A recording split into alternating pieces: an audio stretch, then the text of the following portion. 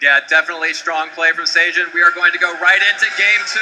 Sajin on the top of your screen, Jeudy on the bottom.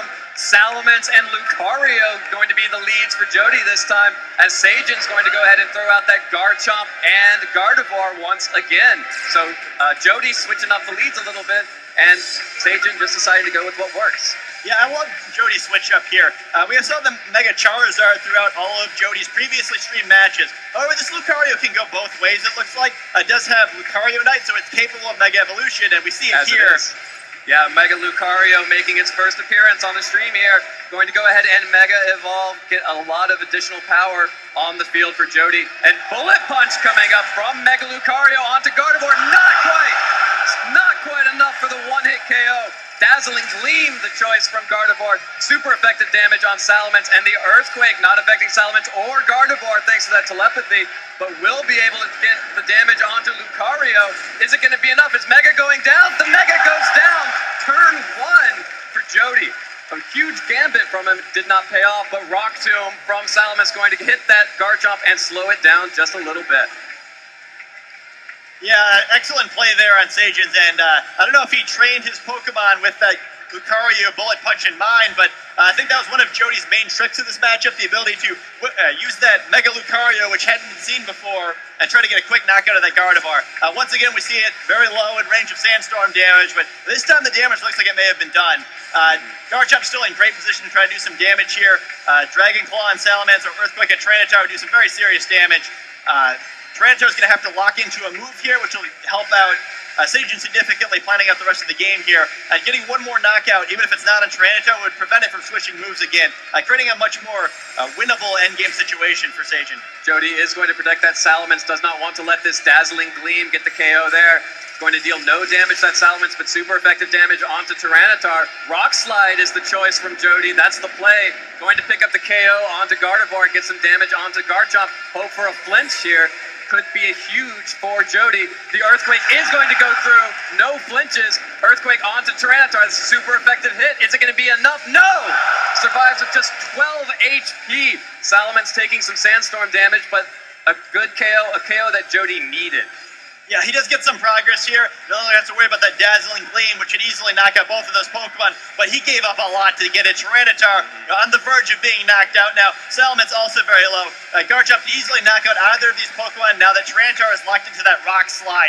We did see Jeudy come back from a seemingly unwinnable situation during his top 4 match with that Rock Slide Tyranitar, getting some key critical hits and flinches. He might need that again here. Garchomp alone is creating a lot of threat right now. We haven't even seen 2 of Sajin's Pokemon yet.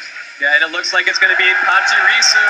Pachirisu on the field, capable of redirecting any attack from Salamence now that Garchomp's slower thanks to that Rock Tomb. So it's a great play from Sajin to bring that back out. Yeah, it can definitely help out a whole bunch here. You know, a quick follow me prevents Salamence from creating any real threat here. And Garchomp kind of does his pickup which of the Pokemon it wants to try to knock out. Jeudy likely going to need to switch one of the 2 here, but the other one's going to be in a lot of danger.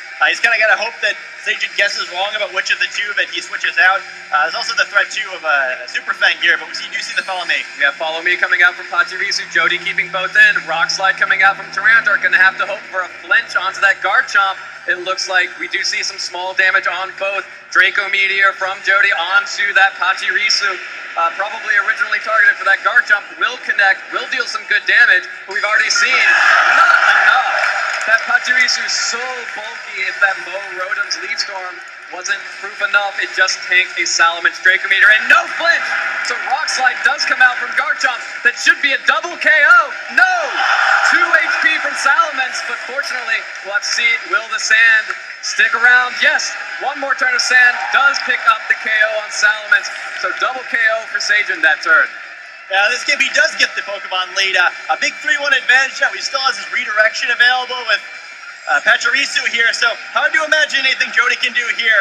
I never thought I'd see the day where Pachirisu was a world champion, but it looks like we're on the verge of it here. Yeah, and it looks like Mo Rotom is going to be Jody's last hope to keep the world safe from world champion Pachirisu. But up against the Garchomp and the Pachirisu. Pachirisu, of course, could take one for the team, use that follow me to redirect any attacks from Mo Rotom. But instead, Pachirisu is not going to do any of that. It's going right on the offensive. Super Fang going to take away half of Mo Rotom's health. Dragon Claw right back out there. Critical hit! A critical hit and